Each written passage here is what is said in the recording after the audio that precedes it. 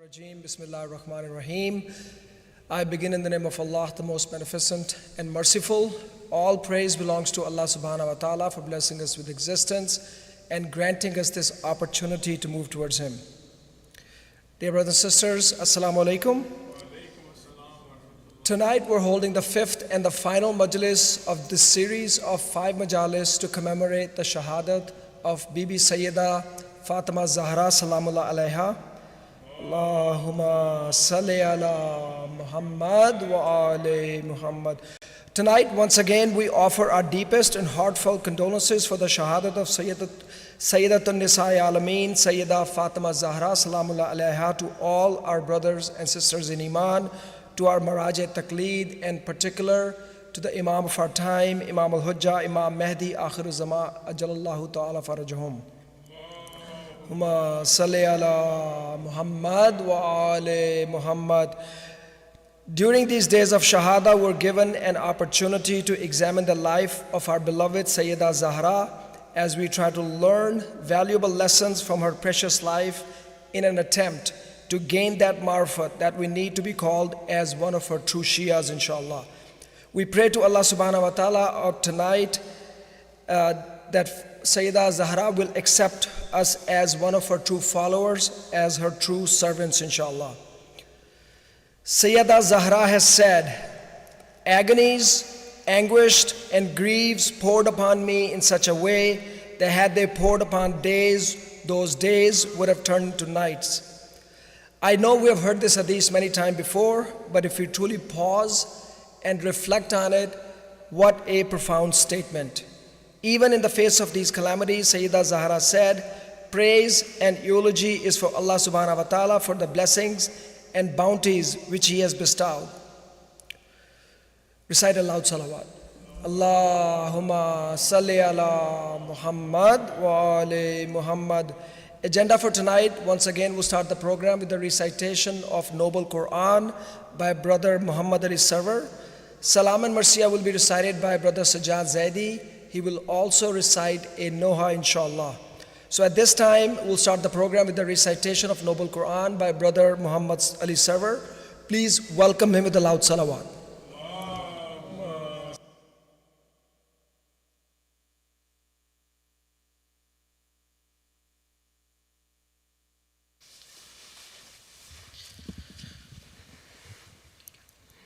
Salawat ala Muhammad wa ali Muhammad.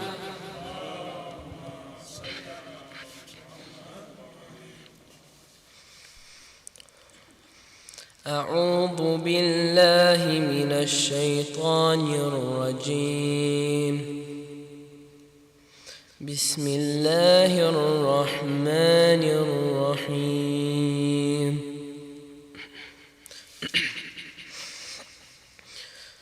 لم يكن الذين كفروا من أهل الكتاب والمشركين منفكين حتى تأتيهم البينة. رسول من الله يتلو صحفا مطهرة فيها كتب قيمة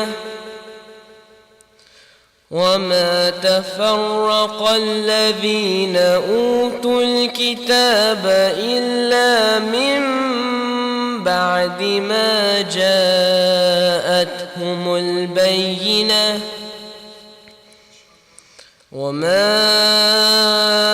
أمروا إلا ليعبدوا الله مخلصين له الدين حنفاء ويقيموا الصلاة ويؤتوا الزكاة وذلك دين القيمة. إن الذين كفروا من أهل الكتاب والمشركين في نار جهنم خالدين فيها أولئك هم شر البرية إن الذين آمنوا وعملوا الصالحات أولئك هم خير البرية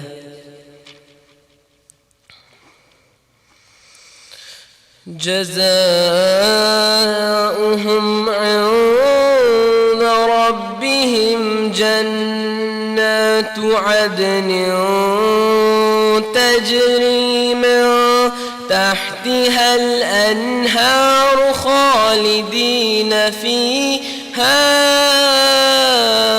أبدا رضي الله عنهم ورضوا عنه ذلك لمن خشي ربه. صلوات.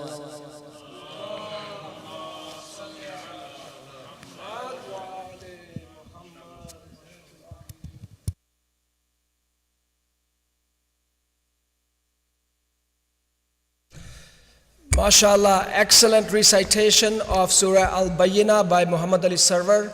For his and his family, Sehat and Salamati, please recite a loud salawat. Allahumma salli ala Muhammad wa ali Muhammad. Now for the recitation of Salam and mathria, I would like to welcome Brother Sajjad Zaidi to please come forward. Please welcome him once again with a loud salawat.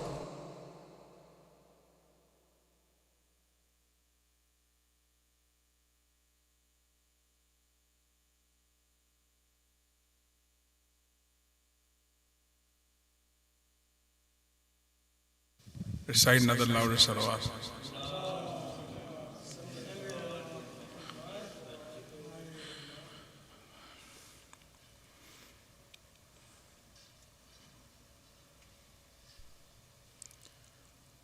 بارے دیگر salawat.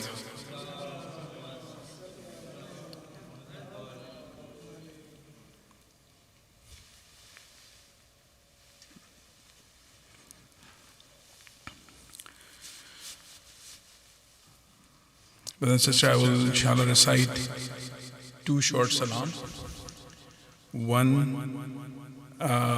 The first one, this is a very famous salam. In this poetry, the poet is actually imagining Lady Fatima speaking with Imam Ali just before she was martyred and she passed away. And just she's sharing her thoughts as a mother with Imam Ali. So this is poet's imagination. And inshallah I will recite. Please help me with a louder salawat.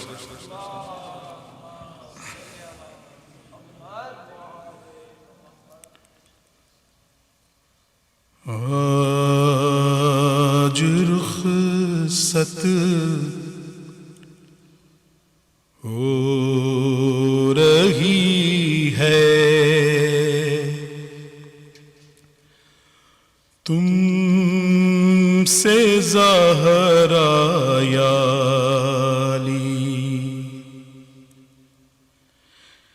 کیا کہوں دل میں خیال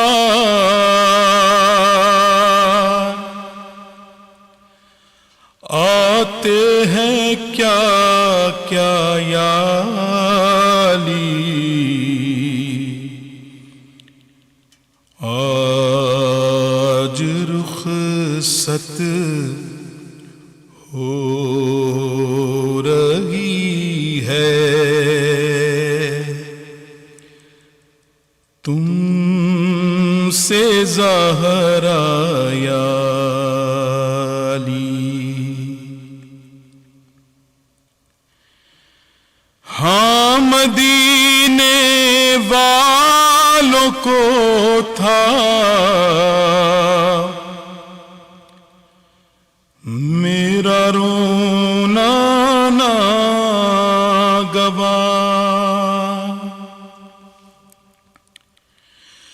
ہاں مدینے والوں کو تھا میرا رونا ناگوار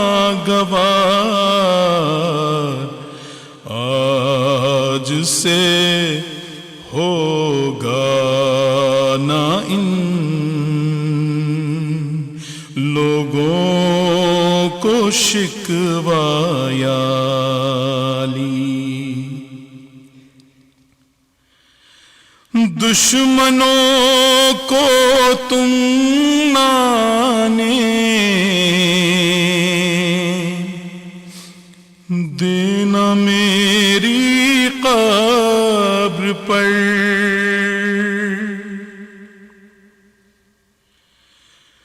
دشمنوں کو تم نانے دینا میری قبر پر، پردہ شب میں میری میت اٹھانا یا علی، بعد میرے جان کیا ہو،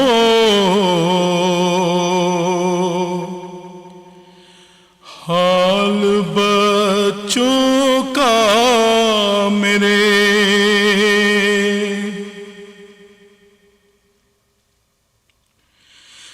بعد میرے جان کیا ہو، حال بچوں کا میرے، ان کو ایذا ہو تو ہوگی، مجھ کو ایذا یا علی، فاقے کر کے مشکلوں سے میں نے پالا ہے انہیں،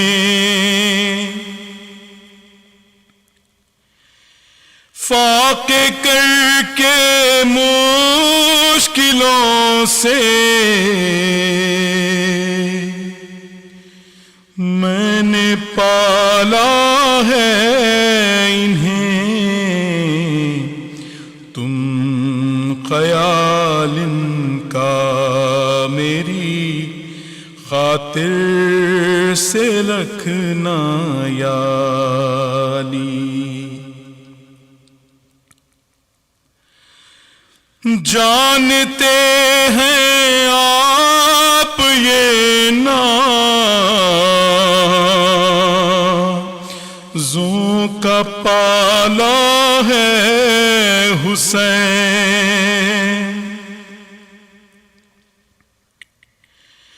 جانتے ہیں آپ یہ نازوں کا پالا ہے حسین، وہ اگر روئے دلاسا اس کو دینا یا علی، رہ گئے اپنا کلیجہ تھام کر مولا سعید، رہ گئے اپنا کلیجہ تھام کر مولا سعید، بولی زہرا جب خدا حافظ تمہارا یا علی، بولی زہرا جب خدا حافظ تمہارا یا علی، آج رخصت دست ہو رہی ہے، تم سے زہرا یا علی. صلوات. اللہم صلی علی محمد وعلی محمد. فاتحہ. بسم اللہ.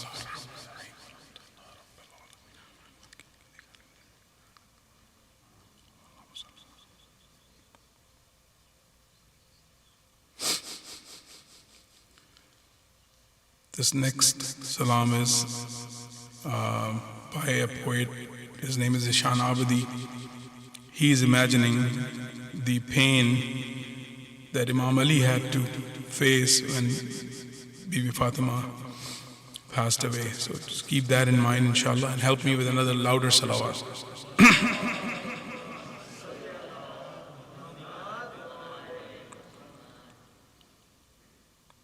Another salawat.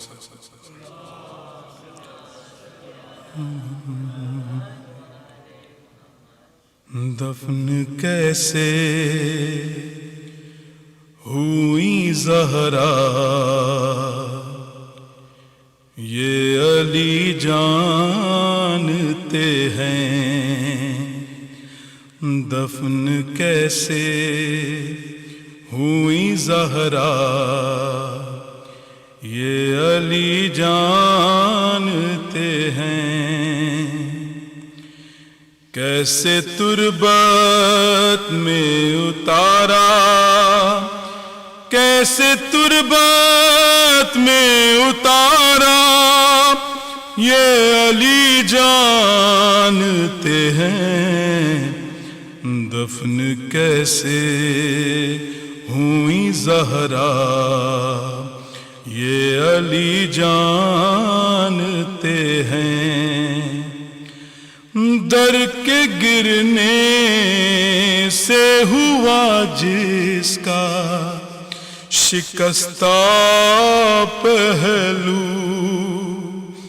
پسلیاں زخمی تھیں اور ٹوٹ چکا تھا بازو.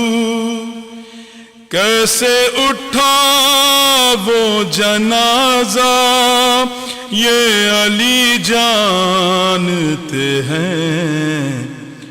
دفن کیسے ہوئی زہرا، یہ علی جانتے ہیں.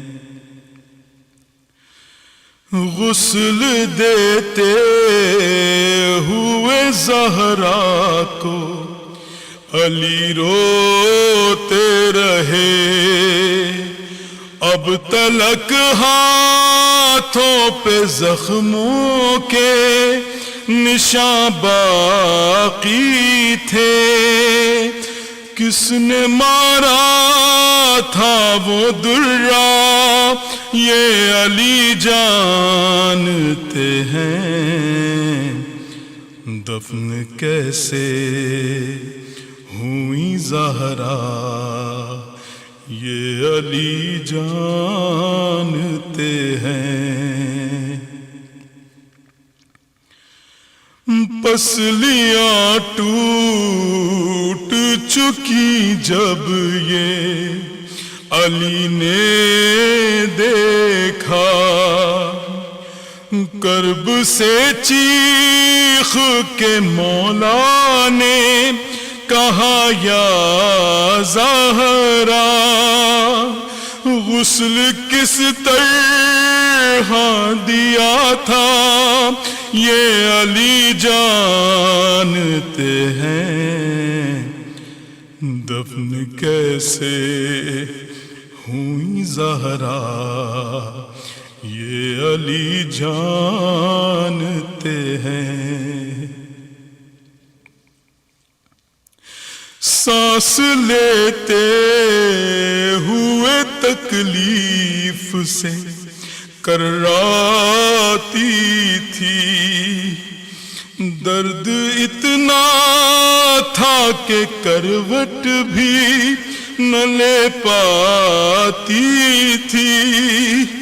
کب سے سوئی نہیں زہرا یہ علی جانتے ہیں دفن کیسے ہوئی زہرا یہ علی جانتے ہیں.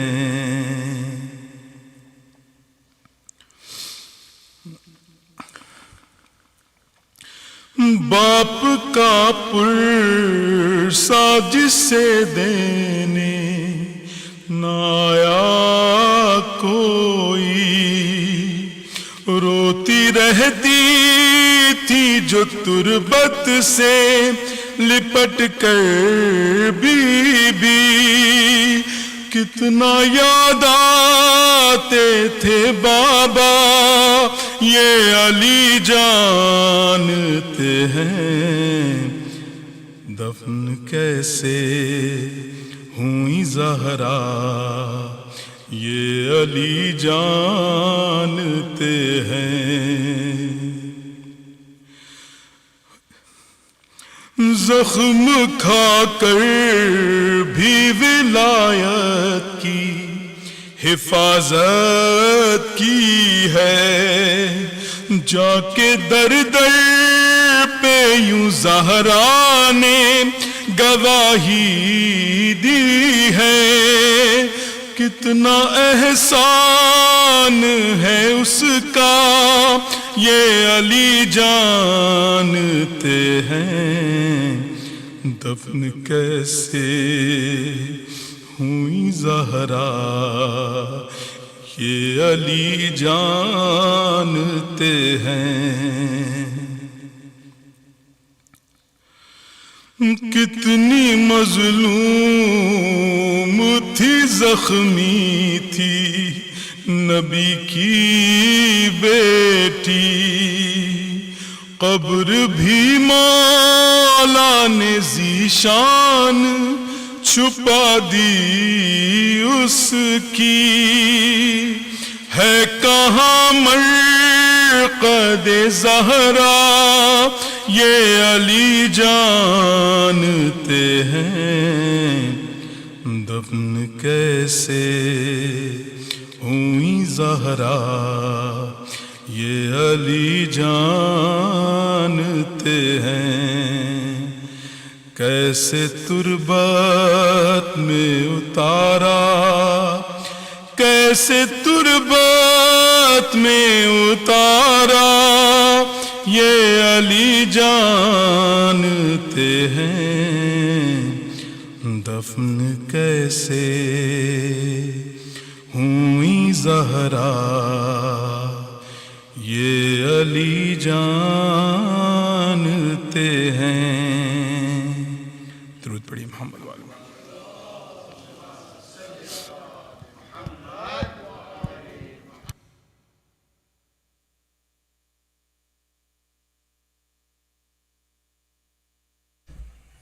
Jazakallah, brother Sajjad Zaidi.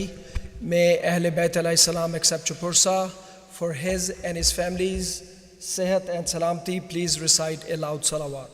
Allahumma salli ala Muhammad wa ale Muhammad. ستم کی ہو گئی انتہا رسول کے بعد ستم کی ہو گئی انتہا رسول کے بعد چلی ہیں فاطمہ حق مانگنے رسول کے بعد شہید ہو گئے ظالم کی ضرب سے محسن شہید ہو گئے ظالم کی ضرب سے محسن در بطول گرایا گیا رسول کے بعد. Recite a loud salawat. Allahumma salli ala Muhammad wa ali Muhammad. Brothers and sisters, I just have one announcement for tonight. Actually, it's a humble request. Unity Academy is beginning our annual fundraising campaign with a goal to raise $50,000 in support of our rapidly growing Islamic school.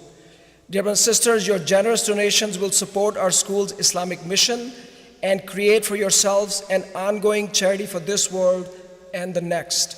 We humbly request your generous support for our school. Your donations will provide essential resources, ensuring a brighter future for our young learners. Every contribution you can make will make a significant impact, inshallah. Your tax-deductible donations to Unity Academy can be made through check or Zelle to info@theunityacademy.org. In the memo, kindly put down fundraising. For further questions and details, you may contact Brother Abbas Kanji. Recite aloud salawat. Allahumma salli ala Muhammad wa ali Muhammad. Tonight's majlis is being sponsored by the family of Brother Iqbal Hussain for their increase in tawfiqat, sustenance and rizq, and acceptance of their hajat. Please recite another loud salawat. Allahumma salli ala Muhammad wa ali Muhammad. Let's recite a Surah Fatiha for the marhumin of this sponsoring family, and for your marhumin as well, in particular for marhum Ghulam Hussain Abdullah, Daulat Bano Ghulam Hussain, and Saida Fatima Ghulam Hussain. Masbukatan bi salawat. Allahumma salli ala Muhammad wa ali Muhammad. Bismillah.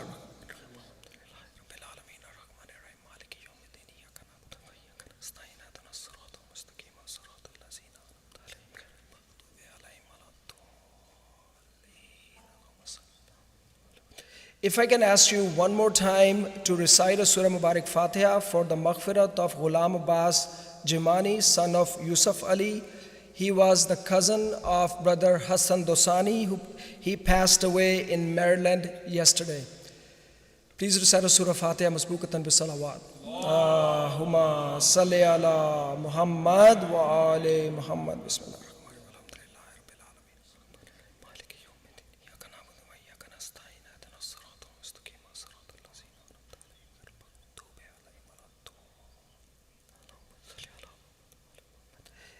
Now I would like to request Hujjatul Islam Maulana Amir Mukhtar Faezi to please come to the minbar and address the community. Please welcome him with a loud salawat.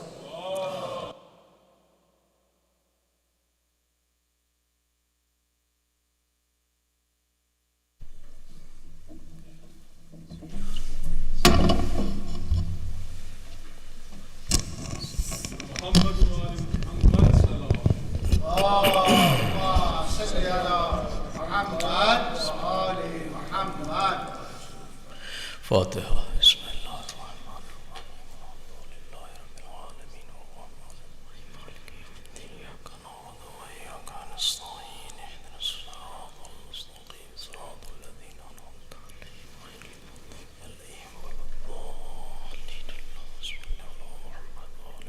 صلوات.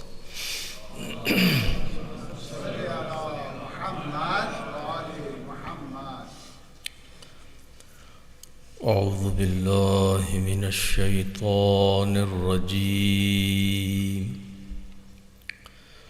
بسم الله الرحمن الرحيم. الحمد لله الواحد الأحد الحكيم الصمد الذي كان من عز صفاته أنه لم يلد ولم يولد، وعرفنا بوحدانيته بقوله ولم يكن له كفوا أحد، والصلاة والسلام على العبد المؤيد الرسول المسدد المصطفى الأمجد المحمود الأحمد أبي القاسم محمد. صل على محمد وآله الطيبين الطاهرين المرحومين والمحرومين والمظلومين الذين أذهب الله عنهم الرجس وطهرهم تطهيرا.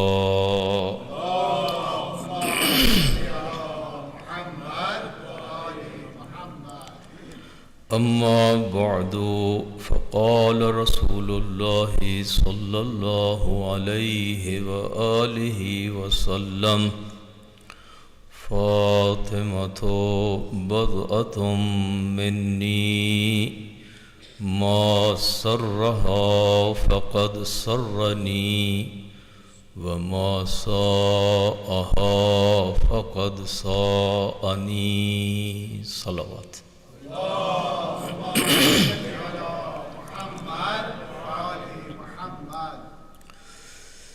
Dear brothers and sisters in Iman, every year in these days we hold 5 majalis, annual majalis, to commemorate the shahadat of Janabe Sayyida Fatima Zahra Salamullah alayha. Salli ala Muhammadin wa ali Muhammad.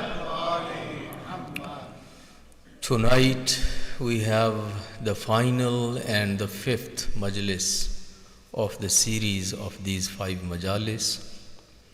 Before I start to discuss my theme, I would take the time to first of all appreciate all of these generous sponsors who have come forward and sponsored these 5 majalis. It's a big help to the center and to the community, as it is a big blessing for themselves, but it is a big blessing for the community as well. So for sponsors of all these 5 majalis and all these brothers who have recited whether Quran or mathria or noha or salam, and all the participants whether in person or online, and our wonderful and committed team of our volunteers that who are making all the necessary arrangements to hold these majalis. So for all of them, for their sehat, salamti and khair barakat, please recite a loud salawat. Allahumma salli ala Muhammad wa ali Muhammad wa ajil farajahum. For their du'as, for their hajat, I'm sure all of them have some hajat, some du'as. For acceptance of those du'as and hajat, recite another louder salawat. Allahumma salli ala Muhammad wa ali Muhammad wa ajil farajahum. For their marhumin and for your own marhumin, kindly recite a surah mubarakah Fatiha masbukatan bis salawat. Allahumma salli ala Muhammad. Bismillahir Rahmanir Rahim.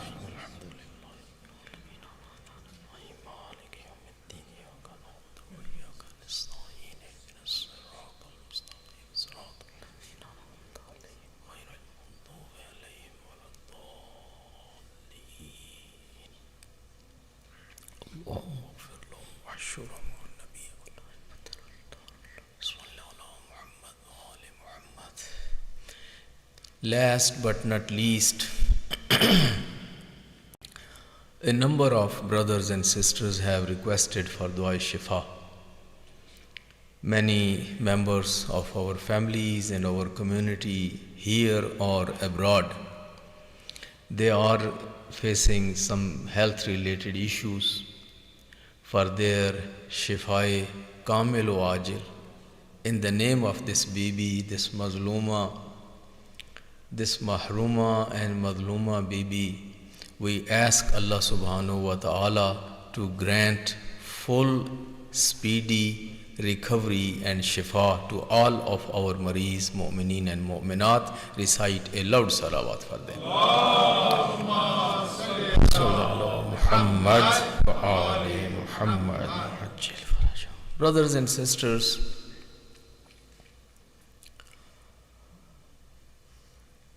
No matter how much we talk about personalities like Sayyida Fatima Zahra, we can never do justice with them, and we can't really cover all aspects of their life, and we cannot really get into all the details which are written in volumes in our books. Every time we just try to address some aspects of that, and this year we tried, but I'm not used to say that, but I will say that this year our brothers and sisters were not very kind, in the sense that most of them, they try to listen me just online. And we had a very few people sitting here in front of me. I appreciate their presence, that who have come here and who sat here in front of me, but really you cannot recite a majlis in empty hall. You cannot. So that was maybe a new trend, I don't know, and that's why I am very much against this online business. But since brothers and sisters were insisting, so I allowed them to have it online. But you were looking to me and I was looking to the audience. And I never felt actually to really address a majlis. I didn't, meaning I came to that mood even to address a majlis. I struggled, I tried, but I know that I was not able to deliver which I wanted to deliver.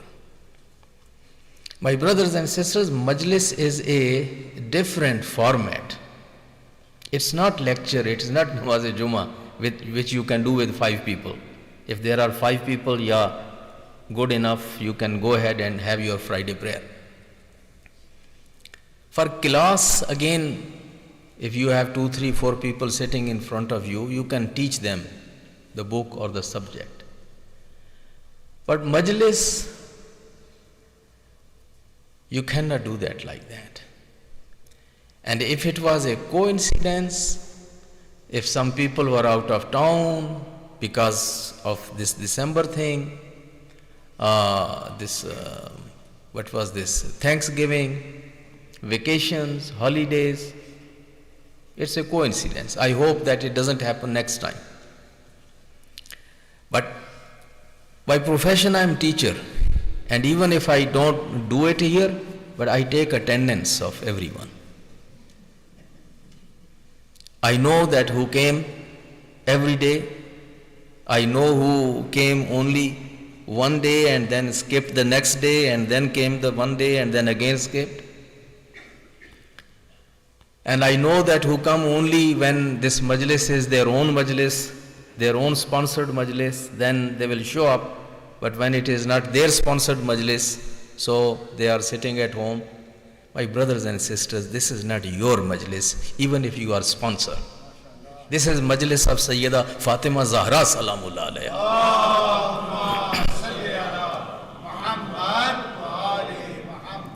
So why do you treat like that? You are not supposed to do like that. You are grown up, you are adult.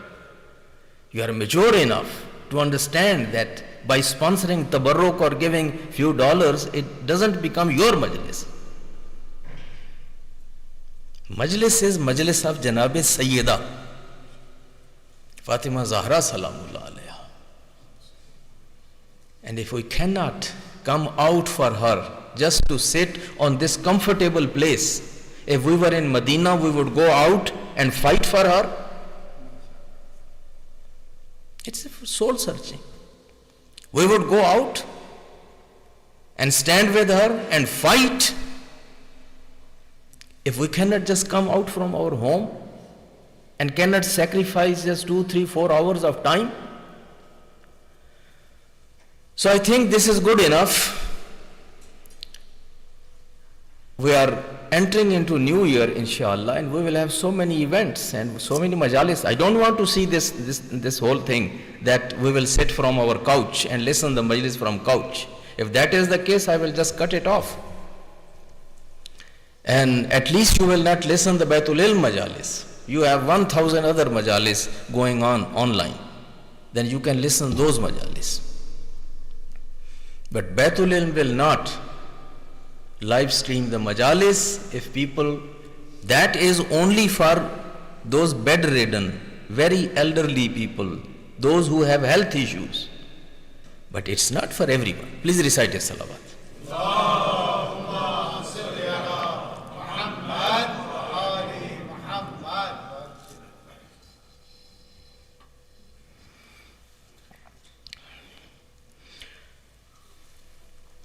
We celebrate and commemorate. When it is her wiladat, of course we celebrate. When it is her shahadat, we commemorate. The life and the legacy of Janabe Sayyida, because she is the ideal woman of Islam and Muslims.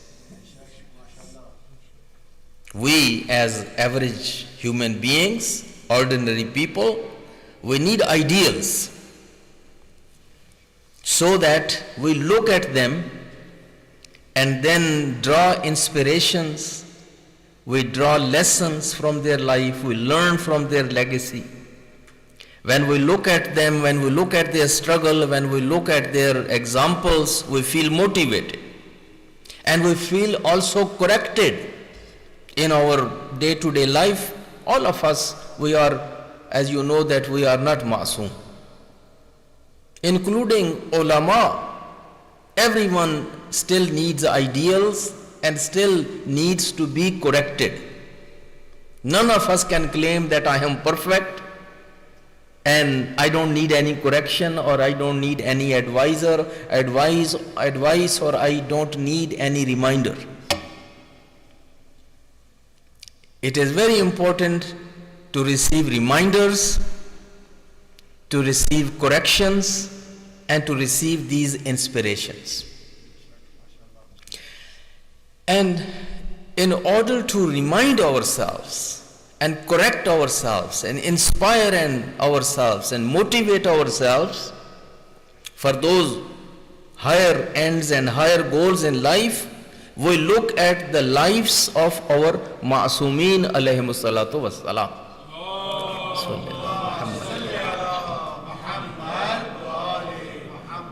And when it comes to ma'asumeen, we have 13 who are male. So, for 13 we have male. So we get plenty of chances and plenty of opportunities to look at those male figures and their life and their struggle and their examples and learn from them. But when it comes to the females, we don't have many. The ma'soom lady, the ma'sooma, is only one. We don't have the second one, ma'sooma. The ma'sooma is only Sayyida, Salamullah alayha, and then it is our fortune that we have Janabe Zainab Salamullah alayha also as Sani Zahra. Allahumma salli ala Muhammad. So we look at their lives and we try to learn from them. So the reason I'm answering this question basically, that if some young minds are thinking that why every year we have to celebrate their birthdays and why every year we have to commemorate their martyrdoms and their shahadat, why do we do that? Why is that necessary? Why it is that important? So my brothers and sisters, this is opportunity for us to check back with our ideals and see where they are going and where we are heading. Are we going in the same direction? These are the chances, these are the times where we also compare ourselves and see how much more we have got closer to them. How much we are able to get closer to them, and how much we were able to implement their lessons in our life. And that's why it is important, and we are doing it every year. Now when it comes to Janabi Sayyida, since she was a woman, when we look at the life of a woman, mainly woman's life has three aspects or three dimensions. Women are either daughters in their life. First they are daughters. Then when they grow and they get married, then they become wife. And then at a later stage, when they really reach to their peak of their life and they really achieve the fullest potential in their life, they become mothers. So woman's life in family is mainly revolving in these three characters. Either they are daughters, either they are wives, either they are mothers. And my brothers and sisters, in all these three capacities, if you are looking for a role model, so Janabi Sayyida is not only role model for mothers, she is a role model for mothers, but she is a role model for wives, and she is a role model for daughters as well. So those young girls who are not married yet, they shouldn't think that she is a role model for my mother and role model for my grandmother, but I am too young. No, she is role model for you also. We have discussed earlier that when she was martyred, she was 18. So by 18, when you are saying, she was teenager. And she started serving Islam and serving her father when she was only 5. She was only 5 years old when she came out from Shayk Abi Talib, and she lost her mother, and she became mother of her own father at the age 5. So no one can say that I am only 5 years old, I am only 7 years old, I am only 9 years old, so I can't do anything. Your ideal, Janabi Sayyida Fatima Zahra Salamullah Alayha,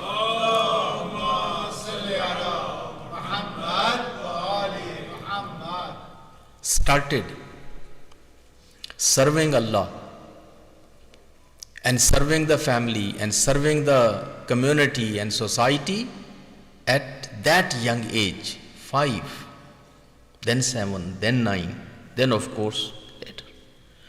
So since I am concluding in this majlis and I don't have that much time where I can go into all the details, but we can say that any daughter of Muslims, if she is looking for a role model, that role model is Fatimatu Zahra. Your relationship with your father, your relationship with your mother, your relationship with other fellow relatives, with other community members, your relationship with your Lord, with your God, with your deen, with your religion, with your mother, everything, you can find the examples in the life of Janabi Sayyida. Then my brothers and sisters, it's a big struggle for women to find a good role model as wives. Because the Western culture, the Western society, all these, what are these called, the movies and ye drama or ye jo serials hote hain, what do you call them? Serials? Dramas and Netflix and YouTube, and it is all full of those morning shows, if people are following back home TVs, morning shows. So bombardment of all those influences are coming to young ladies, and when they watch so much of those kind of models, sometimes those models become their role models. And those models in their personal lives, they are the most suffering people. By the way, today I just ended up somehow, I was going through some material and I came across with the life account of the most celebrated celebrity or a model or a movie star or whatever you call in American society. I don't want to even name her here. But I was doing my research and just it came. And I just glanced through it. I found she was the most suffering lady of her time in American society or in entire Western society. While everyone will have her pictures if you go in any salon, if you go in any other place, so her picture is there, even into, for example, wherever you go, you find her picture. Oh, so charming, so happy, so celebrated. But even first of all, she was not a legitimate child of her parents. The misery starts from there. And then never owned by father, and kept going from one home to other, from one foster home to other foster home, from one foster family to other fostering family, getting abused here, getting abused there, molested here, molested there. And what a life! What's happening with this lady? And this is not only the one, but then finally reaching to that kind of, even up to Kennedy. So, but the point is, these models, they cannot become your role models. These movie stars, these singers, these dancers, these athletes, if you get time, sometime do some research in their life. They cannot sleep at their own. What was that guy who was very known for the music and finally who had bleached his color? Finally he couldn't sleep at his own.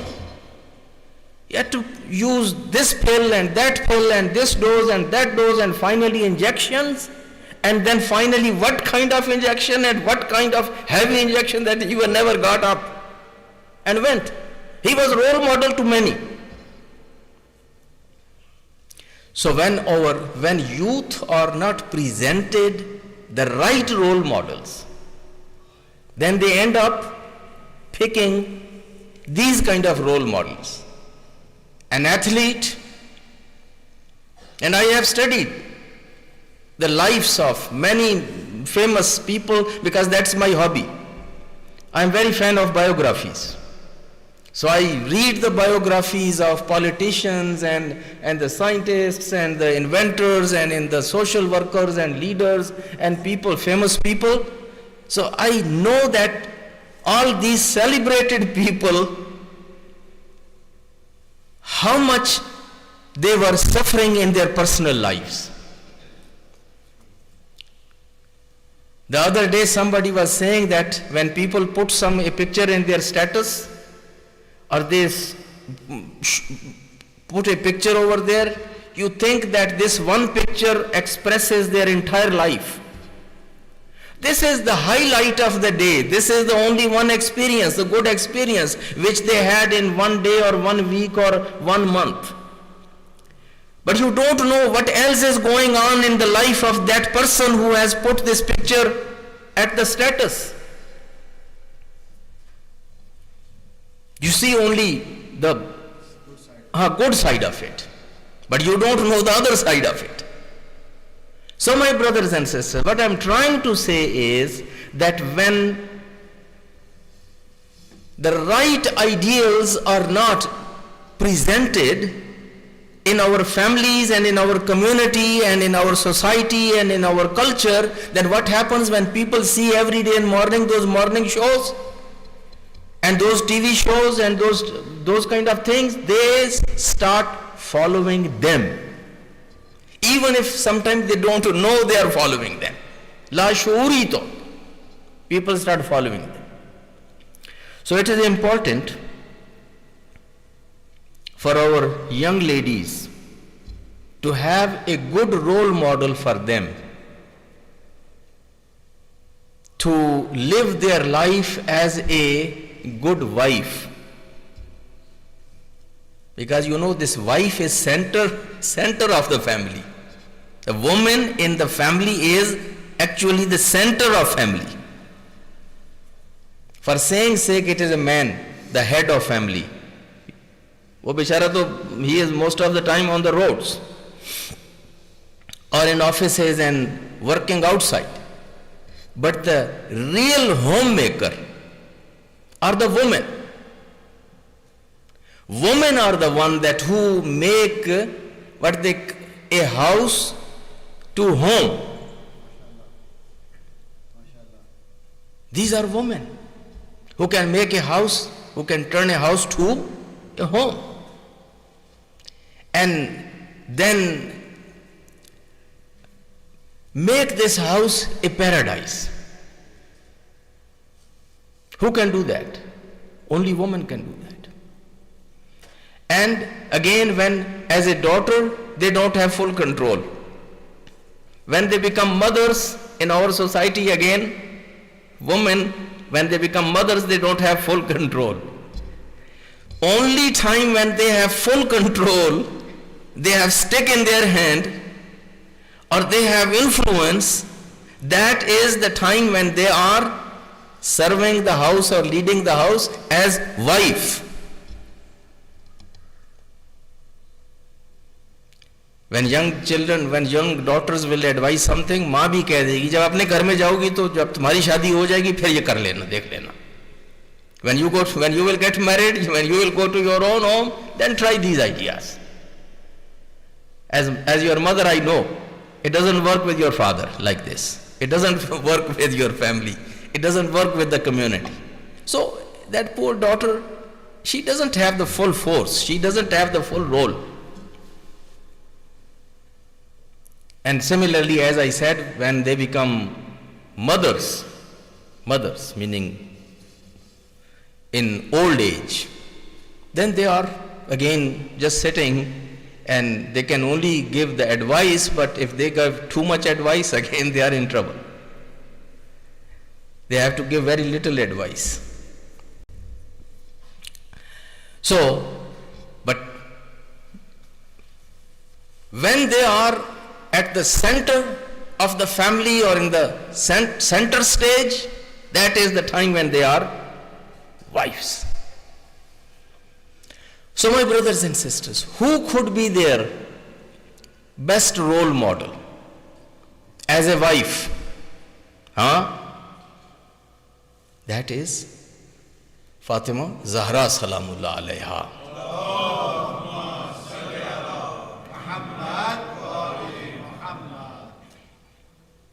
आप नाराज हो गए लगता है थोड़ा सा. सलावत ऊंची आवाज में पढ़ें यार.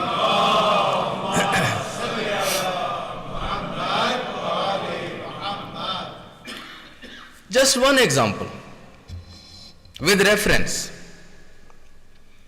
Ayatollah Ibrahim Amini is one of very senior Ayatollahs in Iran. He passed away about 2-3 years ago, but very accomplished individual, very humble, very scholarly.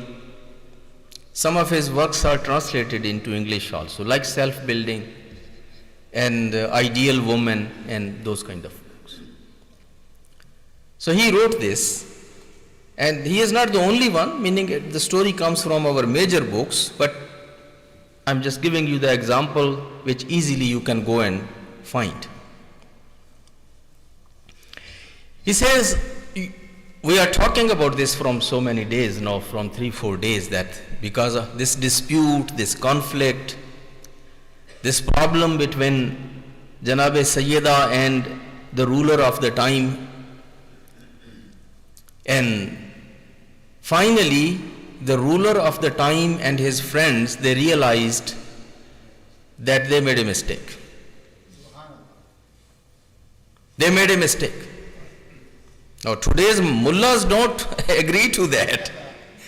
Ye mufti log jo hai, they will not agree to that, but they themselves realized that they made a blunder. So they started asking Amirul Mu'mineen that we want to go and visit Janabe Sayyida in person and we want to apologize.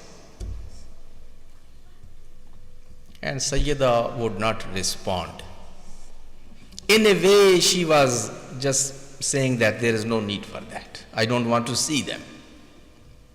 So whenever Imam Ali would go in the masjid, they would again come, Ya Ali, Ya Abul Hasan, we want to come to your home, we want to visit Sayyida, we want to apologize. Again, he would come and he would say, Fatima, today again they asked me. And again she would turn down this. They insisted, and when they insisted too much, then Imam Ali comes and this is the line. Amir, this was the Arabs' way of speaking to their wives, Ya Hurra. Because the women were of two kinds. One kind was the slaves, slave girls, servants, owned by men. And the other kind was, these ladies were free ladies, meaning these were free and they had free choice, and these were empowered in their homes, and they had their own decisions also within their own domain. So Imam Ali comes and he speaks to Janabe Sayyida and he says, Ya Hurra, O free lady, O gentle lady. Today again they came and asked me, tell me, what should I do? Whenever I go to masjid, again they come and they ask me. So this line of Janabe Sayyida, he says, Al-baytu baytuk, wal-hurratu amatuk. This is the line. I am not saying it from myself. Ayatollah Ibrahim Amini has quoted in his book. Janabe Sayyida is now speaking technically. She says, you keep asking me whether you can bring them in or you can't bring them in. Wal baytu baytuk. The house is your house. It's your house. And why you keep asking me whether you can bring someone in or you cannot bring someone in? Al-baytu baytuk, wal-hurratu amatuk. And in Arabic, amma is kaneez. And this hurra which you are talking about, even being hurra as your wife, I am your kaneez. Why are you asking this from your kaneez? Ya Ali, you are my sartaj.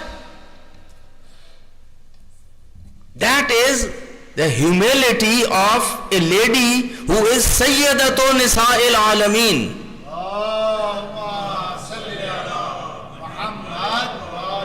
मुझे तर्जमा करते करते यहाँ डर लग रहा है कि खुदा ना खास्ता उधर से जो है ना वो कहीं वीटो ना आ जाए या कहीं मुसीबत ना खड़ी हो जाए. But the thing is, I'm talking with reference. Book is on my table.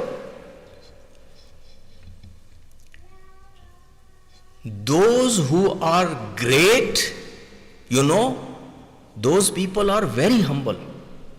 ये जो कुछ नहीं होते ना कचरा, वो ही खड़े हो के बड़े करके दिखाते हैं अपने आप को. Those who are really, those who are gentle, those who hold, those who have personality, those who have some greatness, great people are always humble. The trees who have fruits, their branches are hanging down.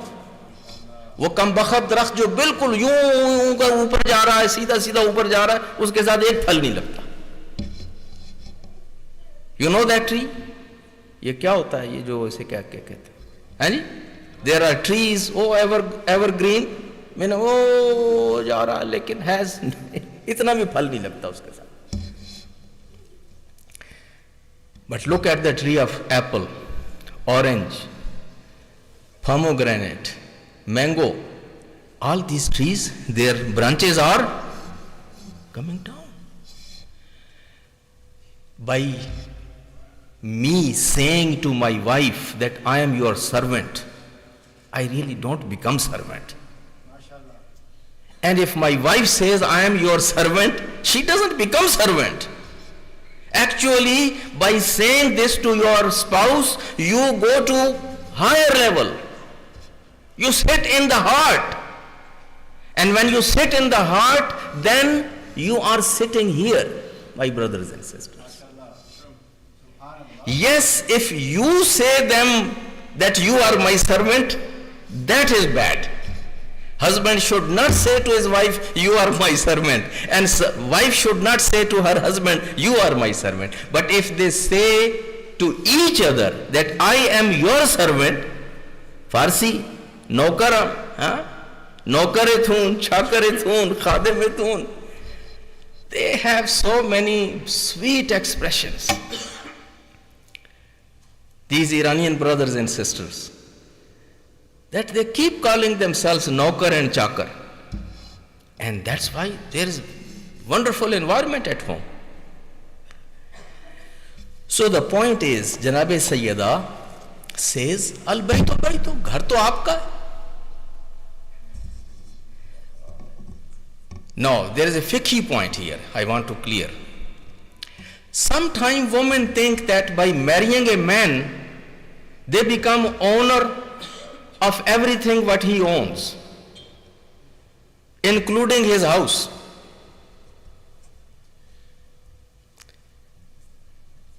That's what you think. While reality and technically that is not the case. As your property always remains your property as wife, even when you get married to your husband, whatever is your own, that remains yours. And whatever he has, and he has earned and he has made, that is his. He is obligated to maintain you, to provide you your needs. Whatever you need, he has, according to your status, according to your level, according to your family background, according to your career, according to your education, according to your job, according to your income or his income, he has to provide you. But after that, whatever he has, that is his own. And you know how big fight is that if he ends up sharing that a little bit with his mother or with his brother or with his family, घर में क़यामत नहीं आ जाती. That my children and me and our home and we are having all these issues and these problems and you are giving it all to your brothers and you are giving to your sisters and you are giving to your family. Baba, this is his own. He earned it. He owns it. He is giving you what he is obligated to give you. Rest of that is his own. If that is not the case, I have taught all my life Islamic law. So the point is, if that is not the case, so if husband dies He passed away. So now the woman should become malik of everything what he left. अगर वो उसकी owner है तो भाई एक owner मरा है ना, one owner has passed away, the second owner is still living, so this second owner should now take over on everything. Does that happen in Islam? No, she will get only her share. She will, if she has, if there are children, she will get 1/8. If there are no children, then she will get 1/4. But then rest of that will be divided to others. Why it is going to be divided to others if she was the owner? Point समझ में आ रहा है या नहीं आ रहा? If she is as owner as her husband was, and she owned everything what he owned, after his death she should take the whole thing. But she is not given the whole thing. She will be given only that share which she has according to the Islamic law. So, what is the conclusion? The conclusion is, if you are working as a woman, you are doing job, you are earning money, you are bringing money, that is your own. You are not obligated to give to your husband. You are not supposed to give him whatever you are bringing in. We are talking business, we are talking here law. And whatever he is earning, that is his own, but he is obligated to provide you according to the culture, according to the tradition, according to the time, whatever are your needs, he has to provide you. But after providing that, house is his house. Property is his property. So what's the fight? Now, Janab Sayyida knows that.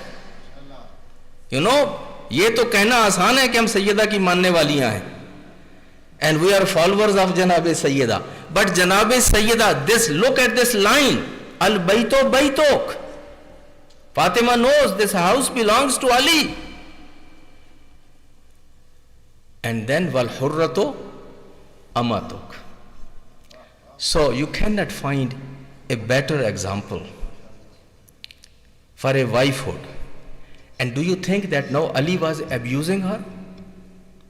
Ali was not sharing with her whatever he owned? Whatever Ali had, Ali was providing and bringing at home and giving to Fatima. So, if you give me whatever you have in your hand to me, that's one thing. But if I say that I have right on whatever you have, that's the problem. Recite Salawat.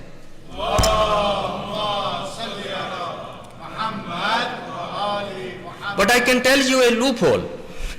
If as accountants are sitting here, they tell their clients that how to save their taxes and how to take care, how to get through those loopholes. There is a loophole.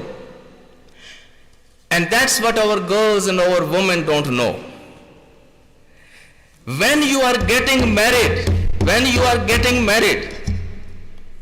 that is the time that you make this condition with your husband, that whatever you will earn and whatever you will bring and whatever you will make, both of us will be equally owner of that.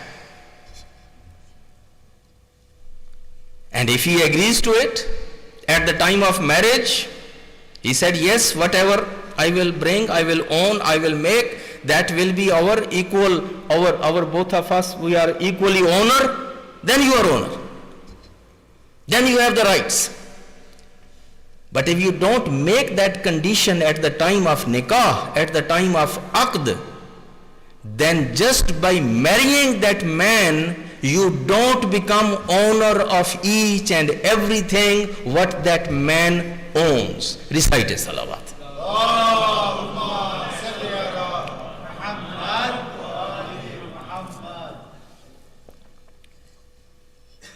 And what a beautiful life at the house of Ali. Ali is helping Fatima with everything at home. We discussed the other day the hadith from Imam Ja'far as-Sadiq alayhi salatu was salam.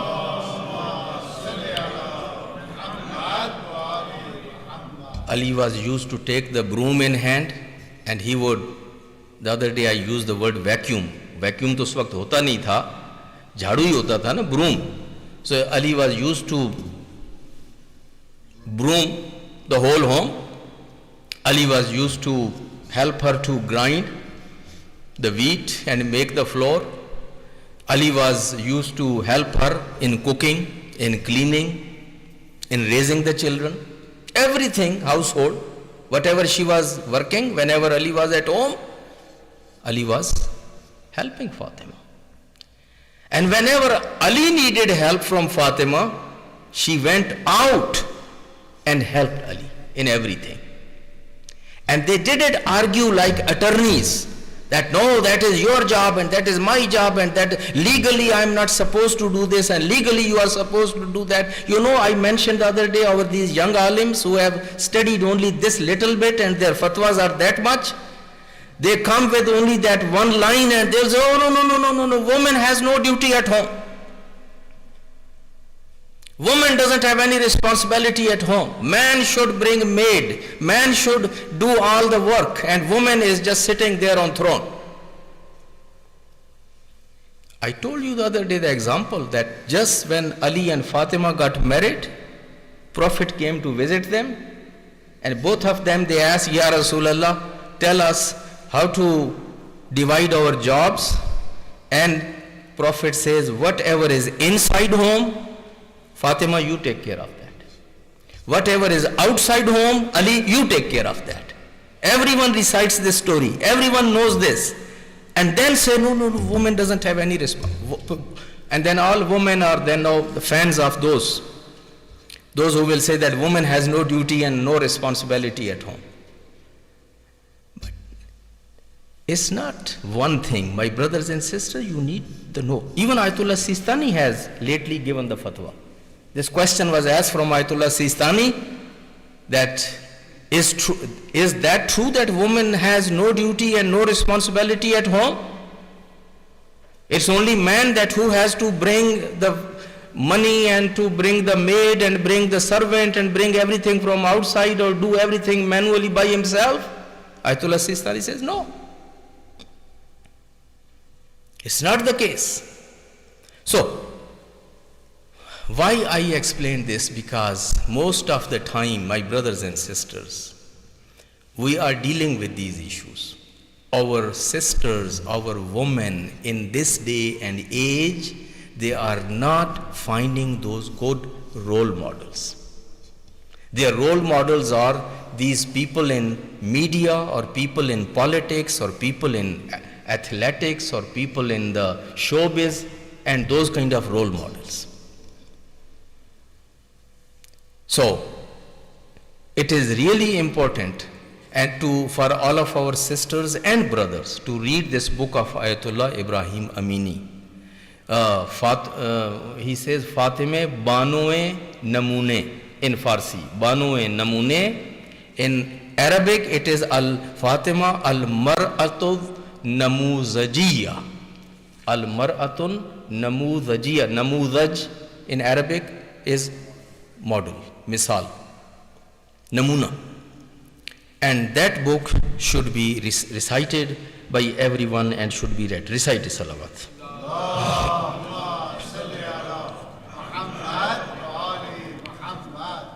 And again, there is no better mother than Fatima Zahra Salamullah alayha.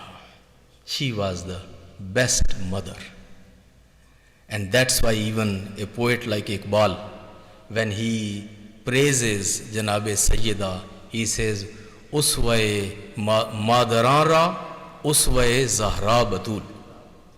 Madarara, Uswa Zahra Batul, that the Uswa and the ideal for mothers is Fatima Zahra Salamullah alayha. And again, tree is always recognized with its fruits. Which mother has produced sons like Hassan and Hussein and daughters like Zainab and Kulsum? Recite a salawat.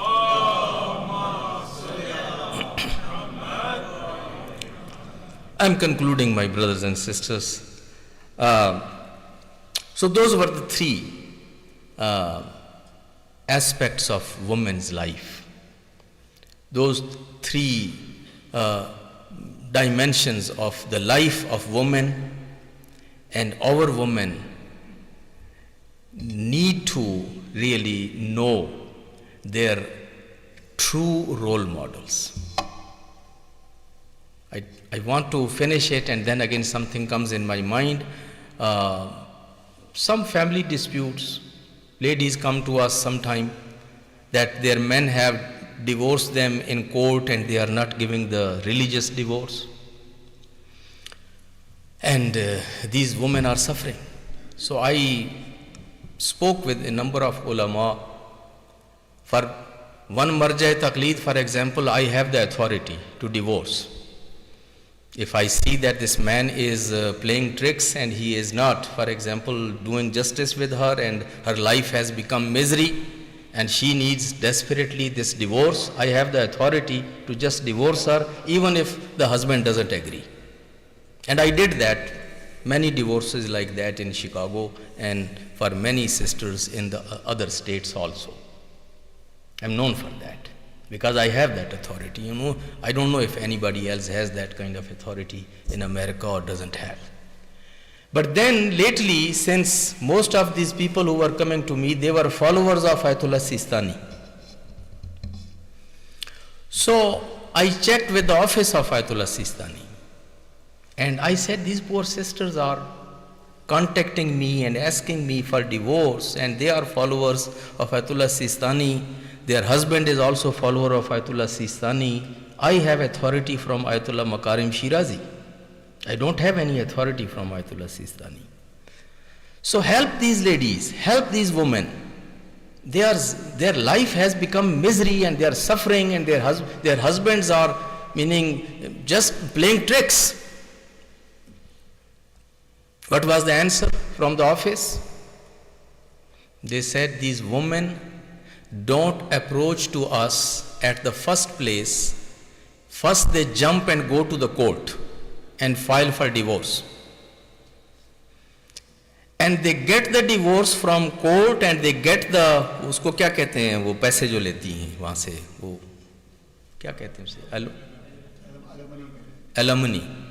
They get the alimony and they get all those kind of shares from the money of husband and the business and everything from the court, and they don't involve us because maybe according to Islamic law those things are not their legal rights, those are American rights, but not according to Islamic right. So if they want Islamic divorce, they should get the Islamic alimony. You understand what I'm trying to say? They say we cannot help these women. We don't help them. We don't help them because they are eating with both hands. On one hand, they want to go to American court and get divorce from American court, and they get the alimony and they get all the money and they get all the benefits, even if their husband is not in agreement for paying that. But he is forced because of the court. And now when they need Islamic divorce, they come to us and they cry and they beg and they plead and they say, please and please and please help us with the divorce. They say, Shayk Faezi, this is not a new case for us. We know so many of these cases and we cannot help. If they need our help, they need to come first to us when they are seeking divorce. Then we will help them to get the divorce according to Islamic laws, and we will help them to get whatever they have financial rights from that husband, and then of course we will give them the Islamic divorce also. But unfortunately in some areas we are Americans, and in some areas then we are Muslims. Whatever serves to us more and better, then we wear that hat. In some areas we say, we live in America and these are the American laws, so we want to go with American laws. I had those kind of cases that one party wants to come to me and the other party wants to go to the court. The reason, because they know when we will go to Maulana, we will not get anything. But if we will go to the court, we will get a lot. The same party in other case will come to me and not go to the court. So the point is, my brothers and sisters, people need to learn these technical things. These are the fiqhi issues, these are the Islamic issues, these are the legal issues. And since people don't learn, we don't discuss these things in our majalis, so from where people will learn? How people can learn? People will learn these issues like in Iran when Agha sits on member and he decides in majlis, in the beginning he will mention 2 or 3 fiqhi masalas. He will explain 1 or 2 fiqhi masalas and then he will do this fazail masahib and everything else. We don't have that kind of tradition in our member or in our majalis. We recite the khutbah and we want to get into fazail and masahib and we are very much in rush. We are the community of hit and run. So it is, let's finish within 50 minutes. They spend 2, 3, 4 hours in coming and going and hanging in the parking lot and sitting in the other sides, but for speech it has to be 40 minutes. So my brothers and sisters, these are the real issues. And we are fortunate that we have this forum and we have these opportunities. When we are talking about the life of Janabe Sayyida Salamullah Alaiha, we can learn these examples and these masail from her life. Recite salawat.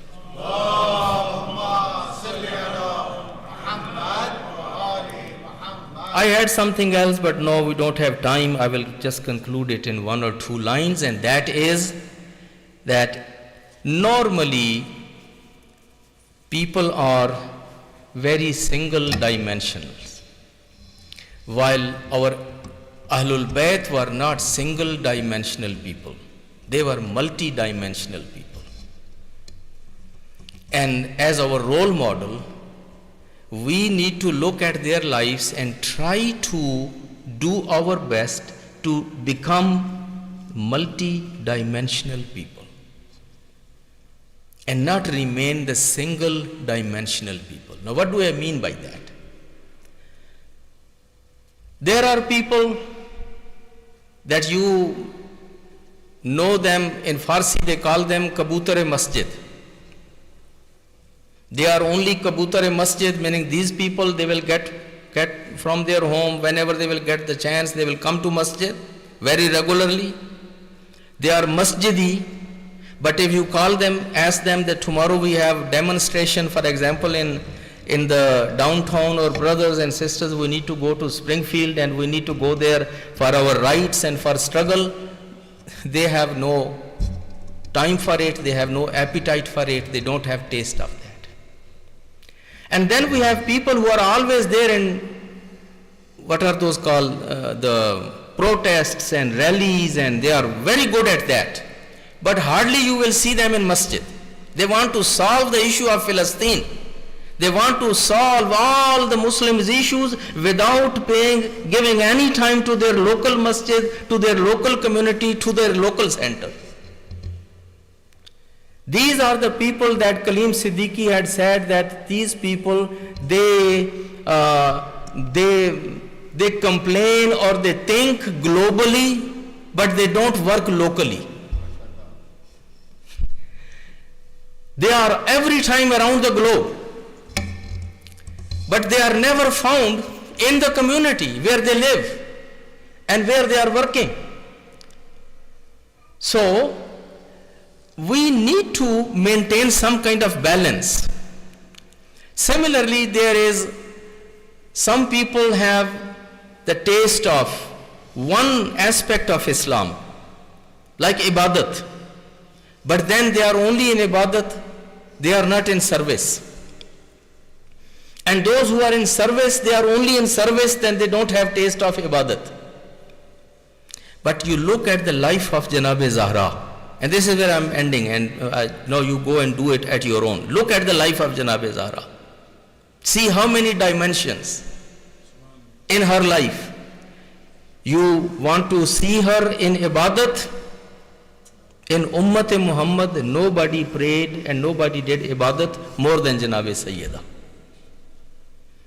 You want to look at her charity, even when her own children have just got cure and they have fasted and they are again going to fast tomorrow, and this is the only piece of bread which they have.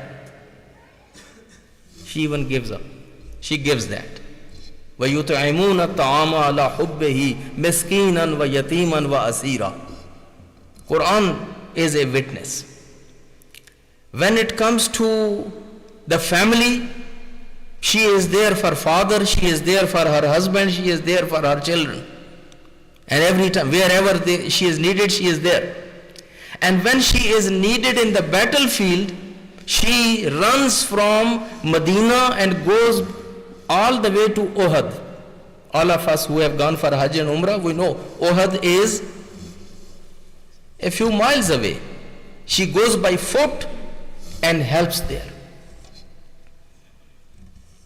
And then many of us, we think that it is bad to go to the courts, it is bad to go to the judges to stand and go and stand in the front of a judge. Even if somebody is stealing my rights, if somebody is harming me, if somebody is abusing me, I will take the abuse, but I will not stand up. I don't have spine. I will not go to the court. I will not fight for my rights. And I think people think this is a good behavior. While in the life of Sayyida Fatima Zahra Salamullah Alayha, there is no more pardadar than her. There is no one more concerned about hijab. But when it was needed, she left her home, came in the court, stood in front of judge, she fought for her rights, and she fought until the last minute in her life. These are some of the dimensions of the lives of Janabi Sayyida. She is an educator. She was used to teach whole classes. And by the way, I remember Brother Minhaj had requested me to encourage our young boys and girls that in future we will have more and more schools. It looks like every community will have their school, and not only one but even multiple schools, and community will need their own teachers, their own principals, their own counselors, their own principals, and their own people who will run these schools. So please look into this career. This is a very good one. Yes, it may not pay that much, but it is very respectful, it is very important, and this is also, you are putting yourself in the shoes of Janabe Fatima Zahra Salamullah Alayha and Amirul Mu'mineen and Prophet. One is Madinatul Ilm, the other one is Babu Madinatul Ilm, and Sayyida Fatima Zahra Salamullah Alayha was also a lady of ilm, that her book Mushaf Fatima, our Imams always, whenever they said we have all this knowledge, they would say this knowledge comes from the Mushaf Fatima, from the book of our grandmother Fatima Zahra Salamullah Alayha.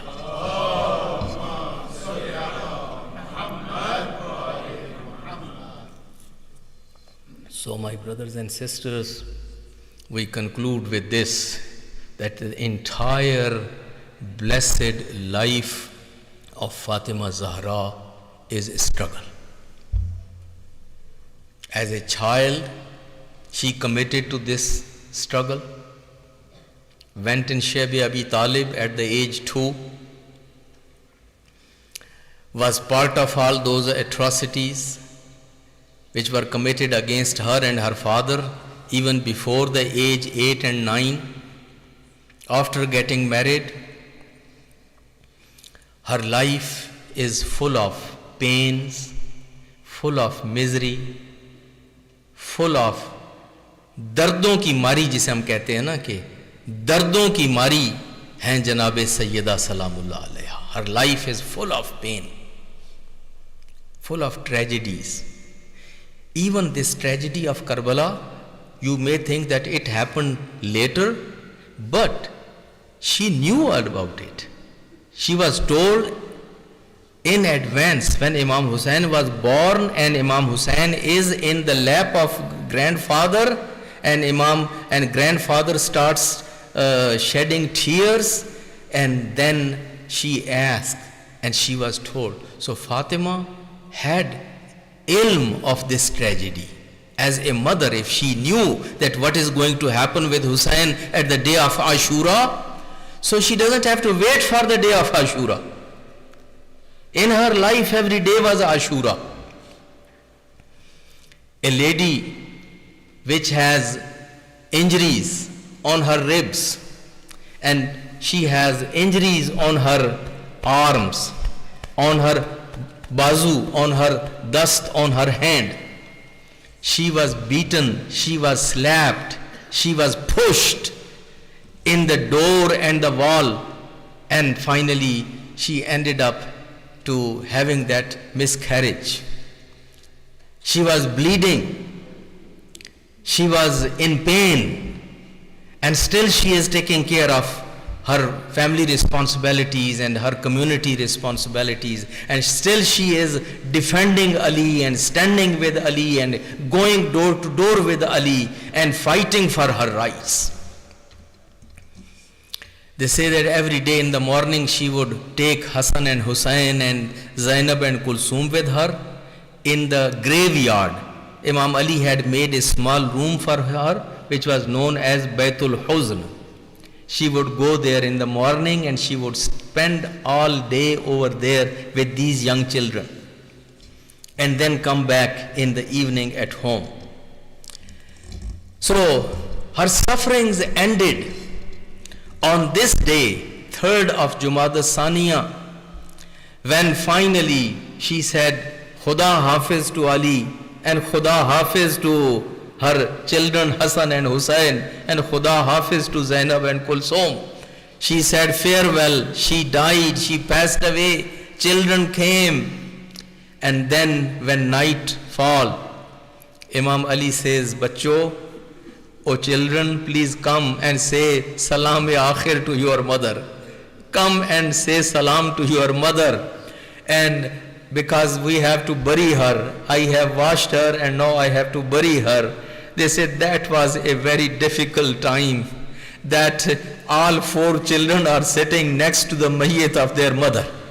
Look at their ages, 7 years, 6 years, 5 years and 4 years. These young children are sitting from all 4 sides of that mayyit.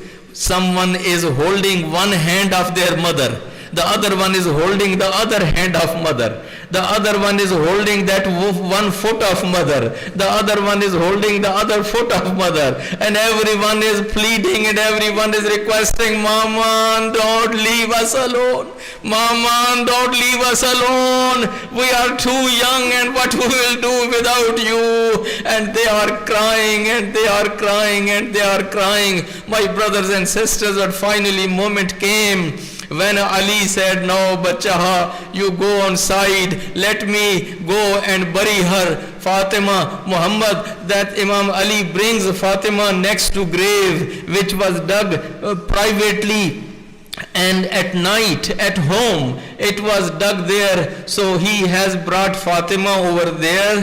They say when he wanted to place that mayyit in the grave, he saw 2 hands. He saw 2 hands which were very familiar, very known one to Ali. Ali had seen those hands all along in his life. These 2 hands came up and they said, Ya Ali, place Fatima on my hands and thank you very much. You have done your job. Ali puts Fatima on those hands of Prophet, but then Ali says something. Ali says, Ya Rasulallah, you had given Fatima as amanat to me. You had given the daughter as amanat to me, as a trust me. You have entrusted your daughter to me. And the rule is that when you return that amanat, it should be safe and sound and it should be in the same condition. Ya Rasulallah, my apologies. I am returning to you, your daughter.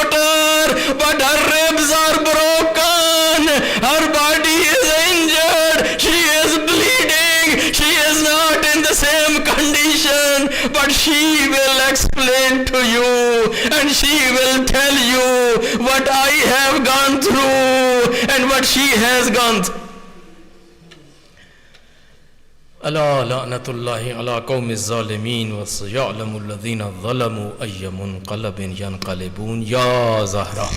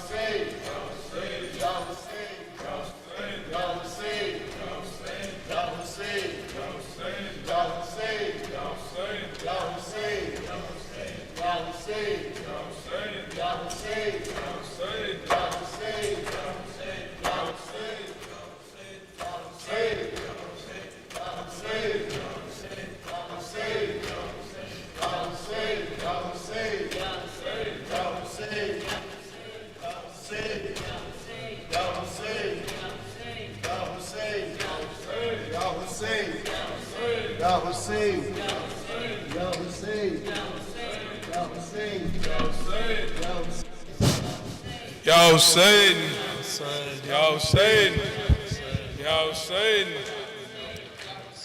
Ya Hussein, Ya Hussein, Ya Hussein, Ya Hussein.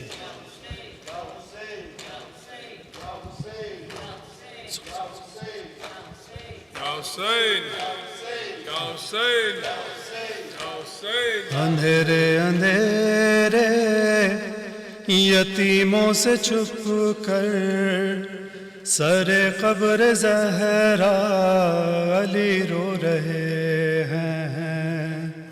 اندھیرے اندھیرے یتیموں سے چھپ کر سر قبر زہرا علی رو رہے ہیں.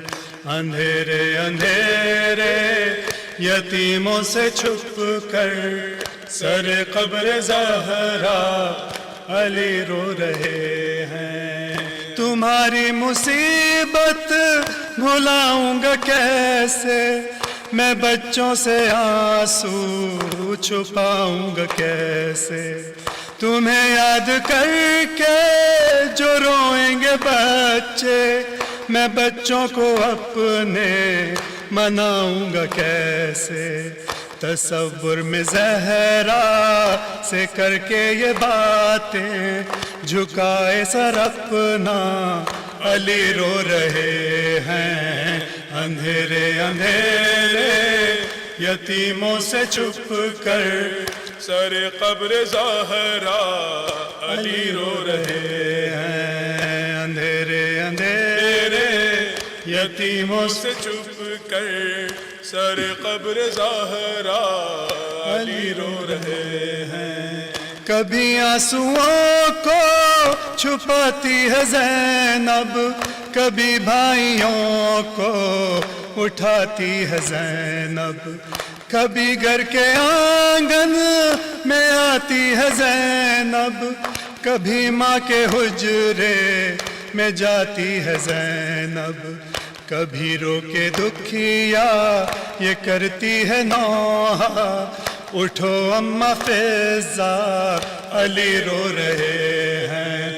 اندھیرے اندھیرے یتیموں سے چھپ کر سر قبر زہرا علی رو رہے ہیں. اندھیرے اندھیرے یتیموں سے چھپ کر سر قبر زہرا علی رو رہے ہیں. اٹھو شاہزادی ہوا ہے اندھیرا, تمہارے بنا وہ کہاں سو سکے گا. میں جاؤں گا واپس تو بولے گا بابا, میری ماں کہاں ہے بلا دو خدا را. اکیلا جلا کر چراغ آنسوؤں کا سر قبر زہرا علی رو رہے ہیں. اندھیرے اندھیرے یتیموں سے چھپ کر سر قبر زہرا علی رو رہے ہیں. اندھیرے اندھیرے یتیموں سے چھپ کر سر قبر زہرا علی رو رہے ہیں.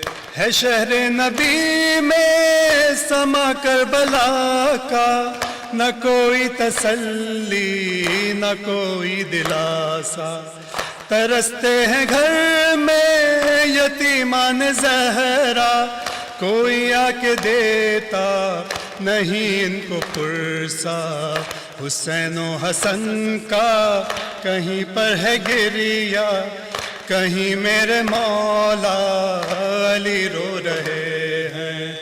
اندھیرے اندھیرے یتیموں سے چھپ کر سر قبر زہرا علی رو رہے ہیں.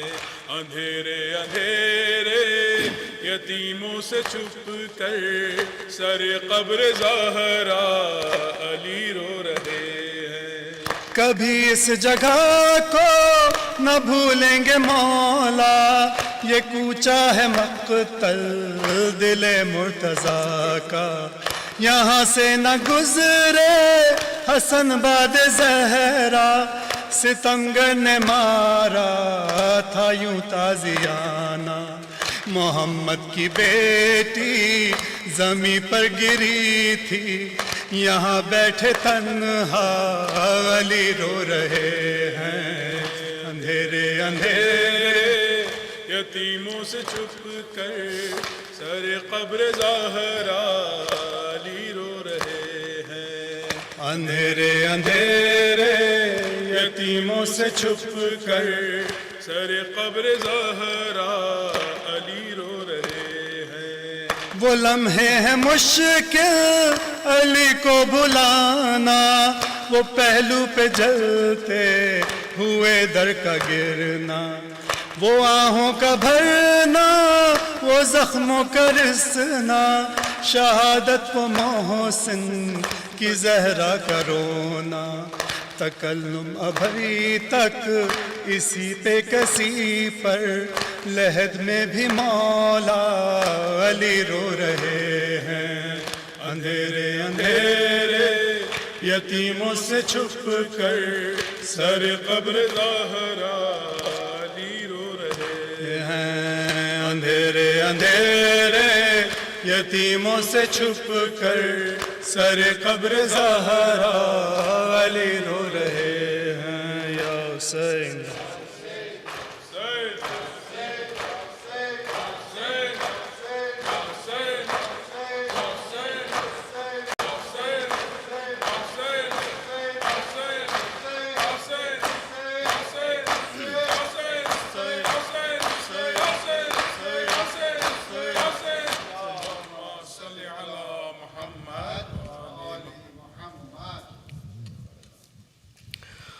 السلام علیک یا نبی اللہ السلام علیک یا رسول اللہ السلام علیک یا حبیب اللہ احسن اللہ عزاک فی بنتک الزہراء السلام علیکم ورحمۃ اللہ وبرکاتہ.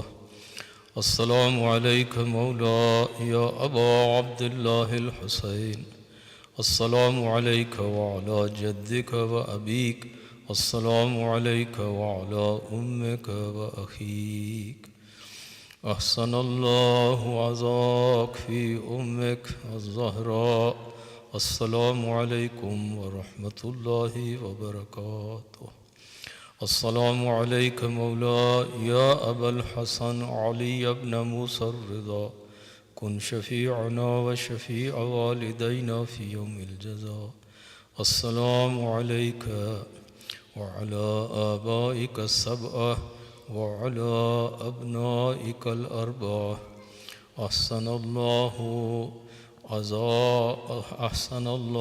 عزاءکم فی شہادت جدکم. السلام علیکم ورحمۃ اللہ وبرکاتہ.